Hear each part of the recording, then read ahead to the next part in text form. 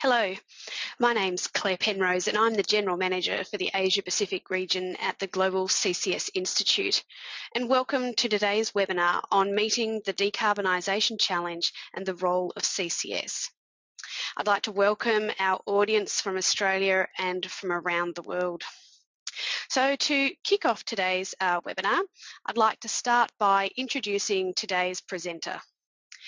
Amandine Denis is the Head of Research at ClimateWorks Australia, a not-for-profit research organisation based here in Australia.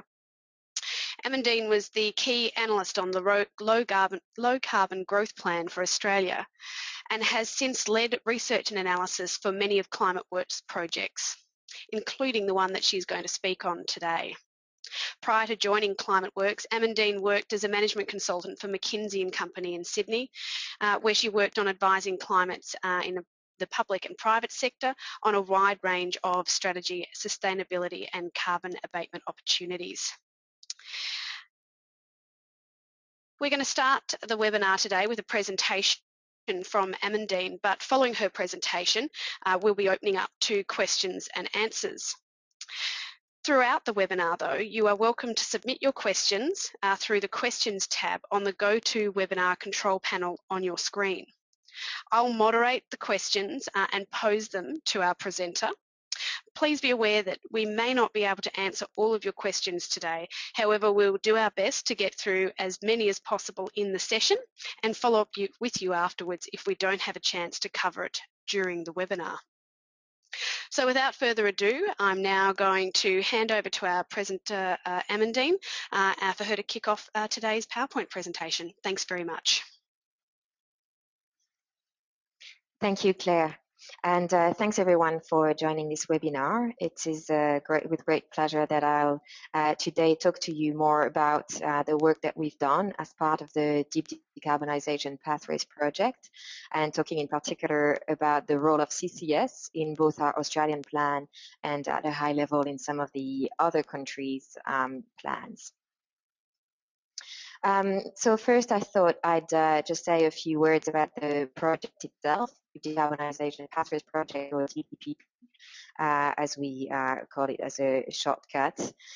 So the project brings together 15 countries, which represent over 70% of global emissions today. And it was set up by Jeff Sachs and is driven by the UN Sustainable Development Solutions Network in collaboration with IDRI, a French think tank. And the idea was to set up a process to support the international negotiations ahead of the Paris COP21 meeting at the end of the year. One of the issues that was identified is that a lot of the negotiations were struggling on the question of how much should each country do in terms of emissions reduction. And so this project was set up with an aim to actually shift the discussions from a burden sharing to a more problem-solving discussions. And so the idea here is that each of the countries involved in the project was to develop a pathway to 2050 compatible with the 2 degrees target, and really try to understand how to actually achieve decarbonization. So what are the technologies that would be required? What are some of the transitions required? What are the implications of the long-term pathways and emissions reductions required to the actions that we need to take today? And with this information, the idea was to help countries understand what they can do, but also help them understand what are the areas where international collaboration is needed. For example, are there some technologies where we need to accelerate development, or are there opportunities to reduce everyone's decarbonization costs by working together? So the project is an interesting mix of global coordination and local action. So each country is developing their own pathway using the tools that they have available, and also reflecting the context of their country, for example, social or political or technology opportunities and so on. But at the global level, it is coordinated in such a way that we share similar understanding of the global context. So we're all working in the context of a world which is decarbonizing, and we are sharing knowledge around the challenges that we're all facing, and problem solving and benchmarking our efforts in each of the countries. Here in Australia, the project is led by ClimateWorks Australia, so us, in partnership with the Australian National University. And in terms of models, we have used the suite of models that have been used in previous exercises by the federal government, namely CSIRO's energy system and land use model, and Victoria University's CG model to represent the overall economy. So we published our first report last year in September, and it found that Australia can achieve net zero emissions by 2050 while still growing its economy in line with recent trends. Overall, we are able to meet the carbon budget that was recommended by the Climate Change Authority, which represented all the cumulative emissions for Australia between 2013 and 2050. And the way we achieve this is through 4 key pillars of decarbonisation. The first 3 in blue on this slide are common to all the Deep Decarbonisation Pathways countries, and they are the energy pillars. The first one is ambitious energy efficiency, so making sure that all our new assets are as efficient as possible, and that all the existing assets are also retrofitted with the best available technologies. Second pillar, low carbon electricity. So making sure that we shift away from fossil fuels as such to sources of low carbon electricity, for example, renewables, nuclear, or fossil fuels with CCS. Third pillar is to actually shift fossil fuels to low carbon energy sources, such as that low carbon electricity or other low carbon fuels, for example, gas or bioenergy. And then the final pillar, which is quite important in Australia, not so much in all of the other countries, is reduction of non-energy emissions. And that consists of both the industrial emissions, so there's a number of emissions being created in the process of, for example, creating our metals or our chemical products, and also fugitive emissions from extraction of fossil fuels, or transmission of gas and so on. And on the other end is agriculture and forestry emissions, which can actually become a net offset of the remainder of the emissions in the other sector. And this is how Australia can reach net zero emissions. You might see on the low right-hand side that our emissions in 2050 reach net zero, while there's still some remaining emissions in some sectors, but those emissions are offset by forestry. And when we looked at then what are the next steps, we defined them in 3 key areas. One is to accelerate the uptake of profitable opportunities today, then to ensure that we don't lock in any further carbon-intensive carbon emissions in new assets, and then finally that we prepare for the future by investing in R&D and preparing for the transitions that we need in our economy. So now I'll just spend a bit more time talking about CCS and its role in more detail in Australia and in the other countries involved in the project. And what we found is actually that CCS has a quite important role to play. There's 2 sectors in which it plays a role. The first one is electricity, through the generation of low carbon electricity using coal or gas with CCS. and the other one is in the industrial sector, either in the energy use again, by using coal or gas with CCS to power industrial assets, and as well in the industrial non-energy emissions. So in the capture of those industrial process emissions or fugitive emissions that are being created through some of the emissions intensive processes. We found that CCS had an important role in Australia. In particular, that it could absorb pretty much half of the residual non-energy emissions from industry. But also in the electricity sector, that it provided one option to reach very low emissions. So we looked at 3 different scenarios for electricity generation. One that involved 100% renewables in our grid by 2050. One that involved both CCS and renewables by 2050, and one that involved nuclear and renewables by 2050. And when all technologies in those different scenarios competed on a cost basis, in the scenarios that involve CCS, then CCS would account for about 20% of our generation, and would in particular play an important role in balancing the high amount of renewables that we had. Globally, CCS was also quite present in a number of different countries' pathways, in particular in the electricity generation sector, but also in the industrial sector. And I'll show you a bit more information on this now. So this slide represents the electricity generation mix in 2050 for the 15 countries involved in the project last year. So this is from our September report. It is worth noting that scenarios are being refined and sensitivities are being developed this year, and a new report should be available in the coming months at the global level, complemented by several country level reports, which will have more detail. So if that's of interest, please look out for updates on the SDSN website. On this slide, fossil fuels with CCS generation is highlighted in red.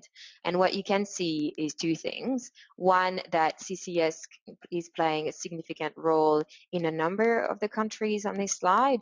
So in particular, you can look at the USA, the UK, Russia, Mexico, Japan, and Indonesia, which all have quite significant shares of fossil fuels with CCS generation, around 1/3 of their total generation by 2050. And then a second observation would be that the amount of CCS varies quite significantly depending on countries, with some countries having no CCS at all in their generation, while some others have a little bit and some others have a significant share. So while I can't really talk for other countries, anecdotally, what came out of meetings was that the amount of CCS that was in the scenarios usually depended on the amount of reservoirs, and so the potential that each country had. In a bit of a simplification, if you want, often countries looked at how much they could do in terms of profitable renewables. They looked at how much they could do in profitable CCS, and then if they needed to complement, they looked at options like nuclear and things like that. So CCS, in terms of overall contribution, is actually quite significant across all the different countries, especially given that some of the higher electricity users have a significant portion of the electricity coming from this source. Now, if we look at industry, we can see the situation is a bit more complex. So the Deep Decarbonisation Pathways Project focused on energy emissions. So some countries also looked at non-energy, but most countries just analyzed the potential in energy. And in the industrial sector, CCS was not as widely used, but several countries had a significant amount of CCS there as well. You can see in particular that Canada used quite a bit of CCS to reduce the emissions intensity of their fuel mix, and they used CCS with both liquid fuels, gas and coal. China also had a significant amount of gas and coal with CCS, and the US as well had quite a bit of CCS with their gas use.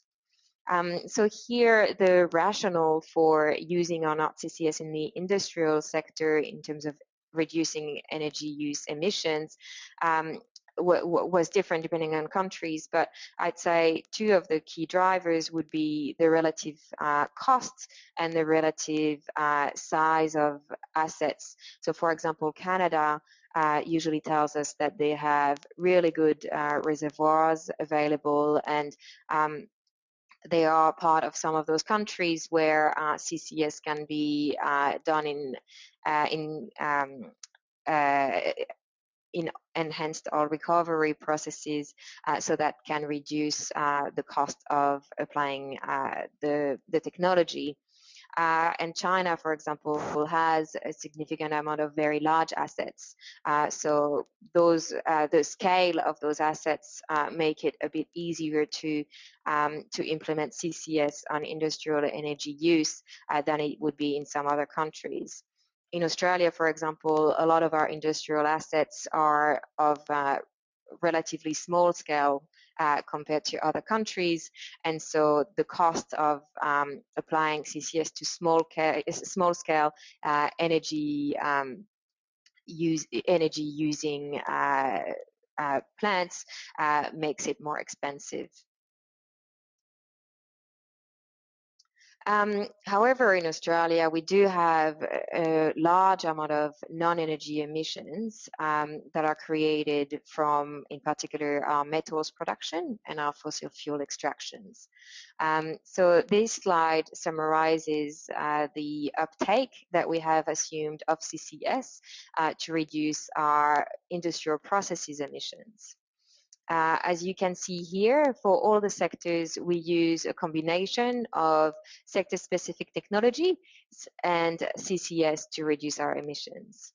And where CCS is particularly important is when process emissions consist of CO2. So to simplify, if some of you are not very familiar with what process emissions are, they can be sometimes very highly potent greenhouse gases in small quantities.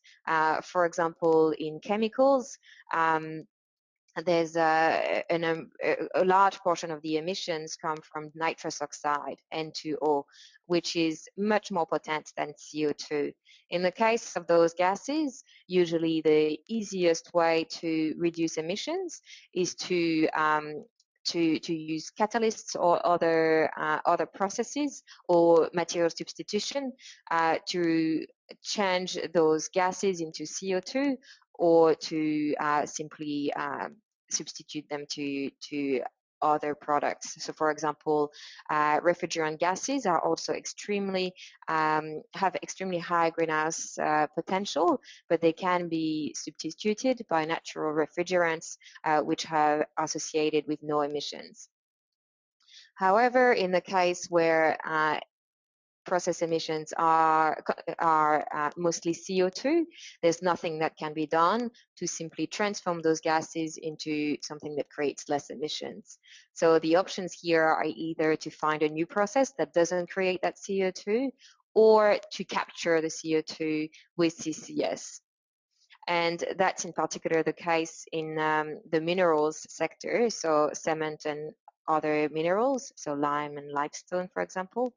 Or that's also the case in chemical processes such as ammonia production.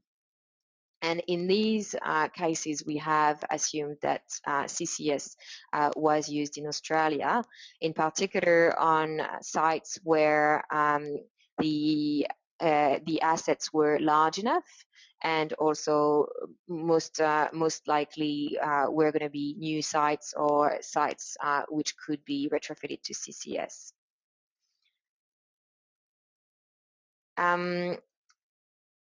In terms of fugitive emissions, Australia has a number of sources for those. Some of them are quite diffuse. For example, coal mining. If we're talking about surface mines, it's really hard to actually capture the emissions coming from those mines. If we're talking about underground mines, then it's more concentrated flow, which actually allows the use of technologies where you can capture the gas and transform it. For coal mining, a lot of the fugitive emissions, or all of the fugitive emissions, sorry, are methane, which means that if we actually capture that gas and burn it, we can really reduce it very strongly by around 90%. In gas extraction, emissions can be both methane or CO2, which is stripped of the raw gas that comes out of the reservoirs. So if it's methane, again, it can be flared or it can be used to go back into the gas production. But if it's CO2 at this stage, there's not many ways again to reduce the emissions from it, and that's where CCS again plays a key role for those gases that cannot be transformed into anything with less greenhouse potential. And the interesting thing here is that with gas production, because CO2 is already being separated from the rest of the gas, it actually comes in a pretty concentrated flow, sometimes up to 100%, which makes it much easier to apply CCS to it. Some analysis have actually found that the expected cost of CCS on such applications could be well below $50 a ton. And this is evidenced, for example, by the fact that CCS is already being applied at some of the new gas production projects in Australia, the Gorgon project. Then for gas supply, it's again more distributed, a bit harder to apply CCS. But there's a lot of the non-energy emissions in Australia are actually expected to come from increased production of gas for exports in particular in the future, which means that applying CCS in this particular context is really significant for the country. I mentioned before that CCS could capture around 38 megatons by 2050. About 2/3 of that in our modeling are coming from that sector alone.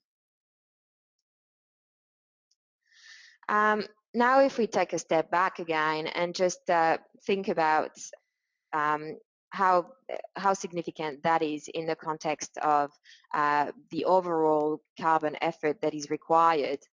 One of the things that we found when talking to people about our project was that a lot of people hadn't really realized what staying below 2 degrees really means for global emissions. If we keep going at a similar rate at which we're growing today up to 2020, then pretty much by 2050, the global emissions need to reach around net zero. And it's only if we start acting earlier that we'll be able to slow down a bit of that rate of reduction. But in any kind of modeling scenario, the people expect that to stay below 2 degrees with a reasonable chance, we need to get to net zero carbon by around 2055 to 2070. And if we were talking about other kind of other targets, if we at 3 degrees or anything, this would still require the world to get to zero emissions at some point. And this is a transition that that requires significant change in our energy systems and in some of our other systems. However, what we've shown with our work in Australia is that this is actually feasible with technologies that we already know today. In particular, there's a lot of the technologies are already there to help us decarbonize our energy systems.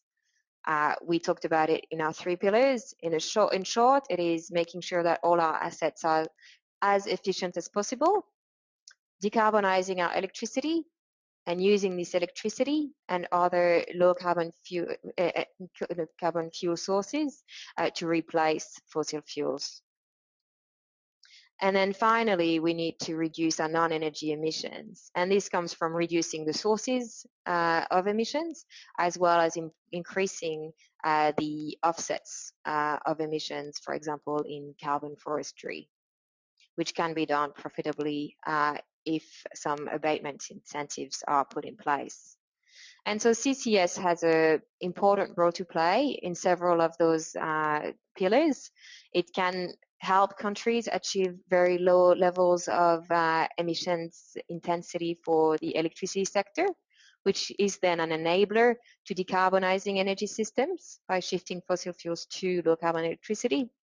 And it can also help in reducing industrial non-energy emissions, such as industrial processes or fugitive emissions, which where sometimes there's technologies that can replace CCS, but sometimes there is no other alternative.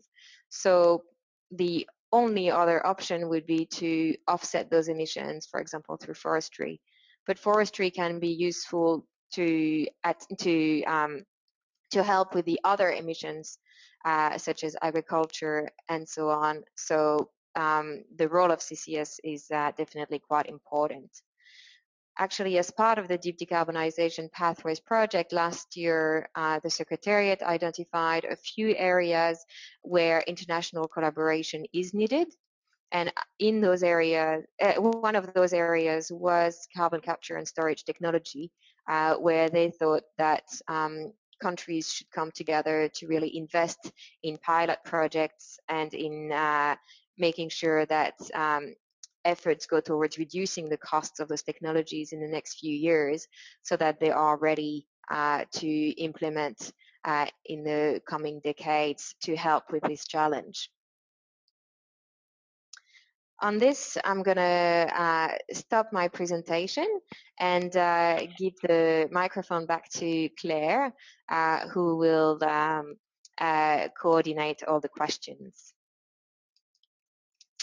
Thanks very much, Amandine, and thanks for that very interesting presentation. So everybody, now I'd invite you please to go to the panel on your screen to submit your questions in English. You can type them in there. I'll then read them out to Amandine, who will be able to hopefully give us some interesting answers. So Amandine, we've had a couple of questions that have already been sent through, and I think in relation to this first one, you have broadly touched on what were the different drivers for seeing CCS deployed across the different countries. But I wonder, would you just be able to recap for us again what the different drivers, the key sort of differences across the countries that meant that we saw different levels of CCS deployed?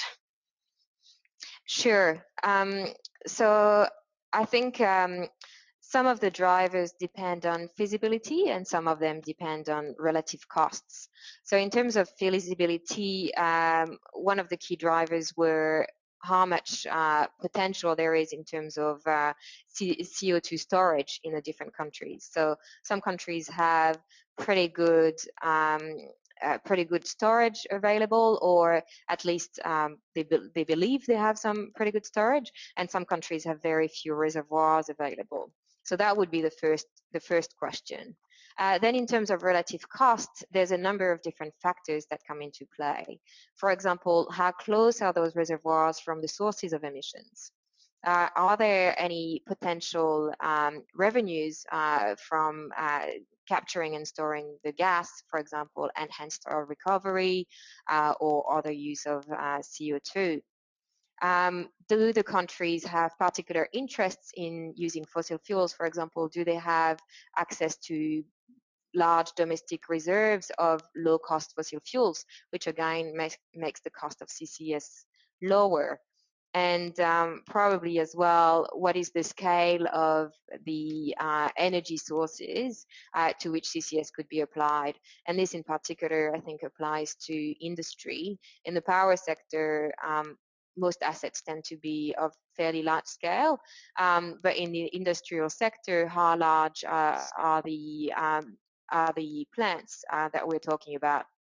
For example, if you took together all of the cement plants in Australia, that would barely make up one new plant that is currently being built in Asia. So these factors are all quite important in defining whether CCS is a viable and profitable option in the different countries. Great, thanks so much for that. Our next question comes to a little bit of a bit of fuel switching, I suppose, is how I'd categorise it. But the question is, so in the assumption where industry is reducing its emissions by purchasing electricity off the grid, has this increase in electricity demand been factored into your electricity sector modelling? Yes, and I should actually have said that in my presentation. It's a really good question. So all of the scenarios include increased demand from electrification. And in some countries, that is quite significant. For example, Australia has a very high share of energy-intensive industry, if you think about it per capita or per dollar GDP and things like that. And so the fact that we are electrifying industry and putting that electricity on the grid is having a quite significant impact on our electricity demand. So in 2050, our electricity demand is 2.5 times higher than what it is today. And that is knowing that we are currently more in a context where our electricity demand is decreasing or staying flat rather than increasing. In some other countries where you're combining development with electrification, the impact on electricity demand is really strong. So I think it was Mexico that had very strong increases in electricity demand. I think it was nearly 1 order of magnitude, so around times 10 from memory. So I'd have to check the report to make sure this number is right. So yes, this has been taken into account, and that also plays in the generation mix that countries are looking at in 2050. So in a lot of those countries, if you were considering the potential for renewables or CCS without that electrification, you might find that it could represent a higher share of the generation mix.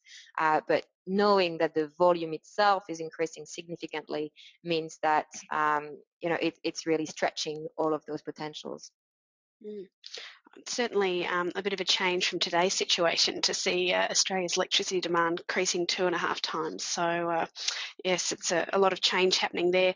So just talking about looking at the transition in the power sector here in Australia, our next question relates to whether you considered the use of biomass energy with CCS, because we've seen a number of new analysis over recent years that's been picked up in the recent Intergovernmental Panel report on climate change, which showed that biomass with CCS will have an important role potentially on reducing global emissions, particularly in the second half of this century, so after 2050, when the world's looking to move towards sort of net negative emissions. I know this study only went up to 2050, but the question is here, did you consider biomass with CCS at all? This is one interesting question as well, because it was one that was highlighted when the DDPP project was started, because one of the ideas of the project was to do country models rather than a global model that would decide for countries what would be the best mix. And one of the questions that was highlighted was that typically global models estimate that a lot of biomass with comes from. In Australia in particular, we did consider it in terms of potential technology, but it didn't appear in the generation mix for the simple reason that there were more profitable uses of biomass in other sectors. So biomass in particular was really critical in the transport sector and in the mining sector to shift oil use to biofuels. So knowing that those applications were available, use of biomass in the power sector didn't appear as profitable within the context of the project, so within the assumptions that we made and so on. Mm-hmm. There is one place where we actually did consider using biomass in combination with CCS, and that is in the iron and steel sector. What we have done there, the emissions from the iron and steel sector, the non-energy emissions, come from the use of coke in the process and coking coal, and this can be switched to bio coke for half of it.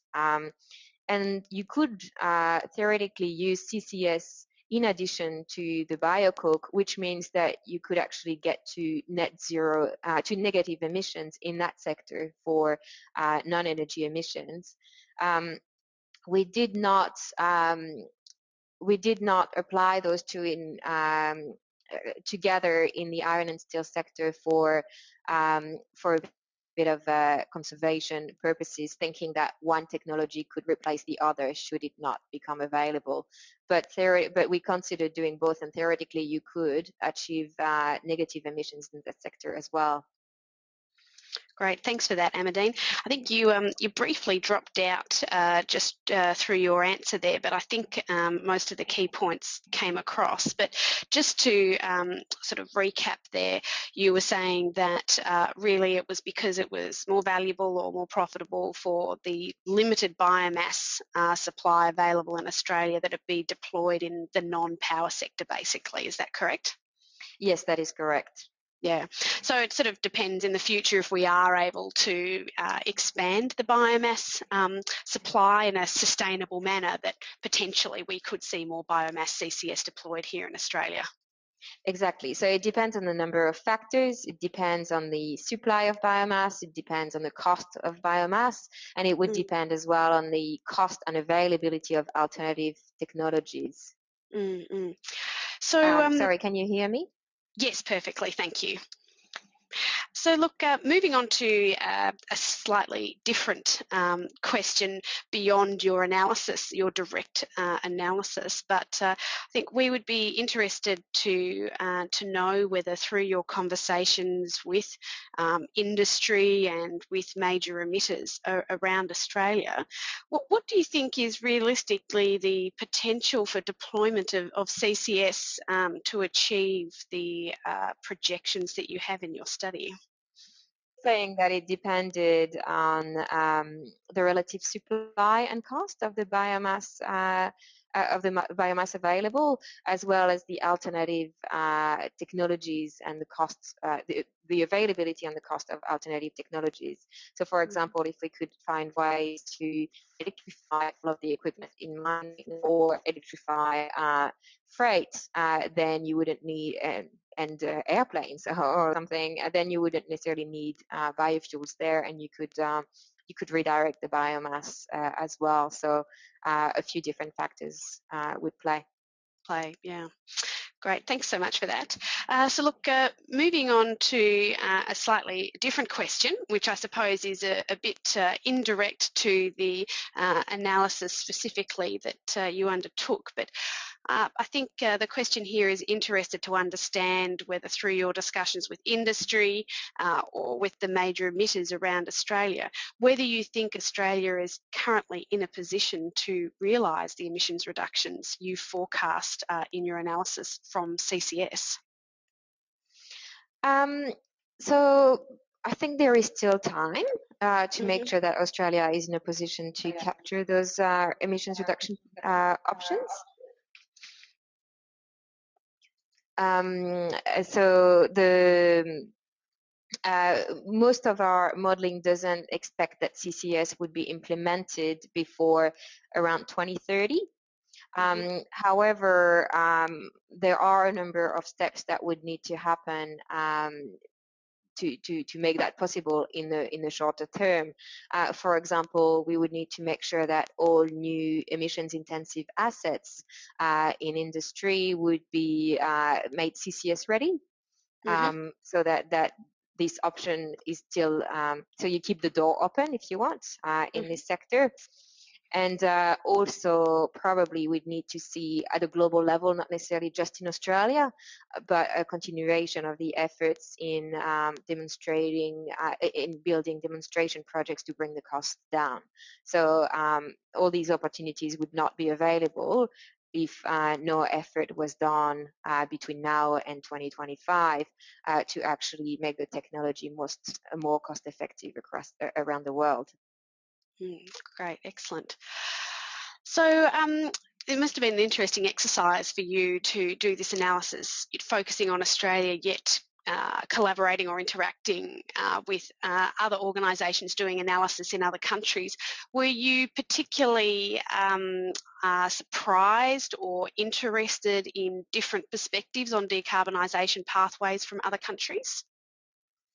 Yeah, it was really interesting to see. I guess there were different aspects that were quite interesting. One is the different perspectives and technologies across countries.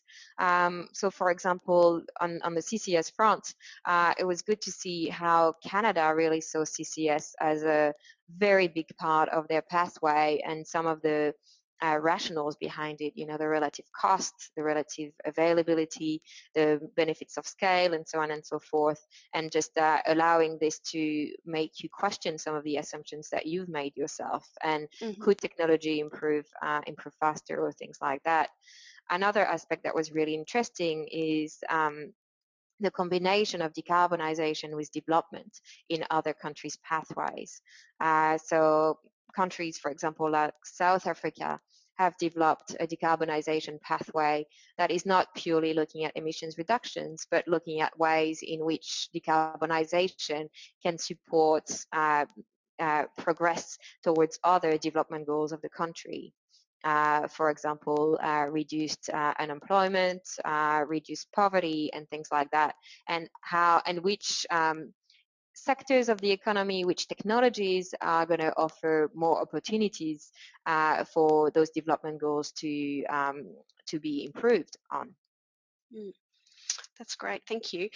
So we've got obviously a number of members of our audience who are from industry around Australia. If they were interested to be involved and have a discussion with you about your current or future analysis, but contribute a view from industry, would you welcome an approach to ClimateWorks? Of course. We are always happy to discuss with people, especially from industry. The process of the Deep Decarbonisation pathway is really aiming to be iterative.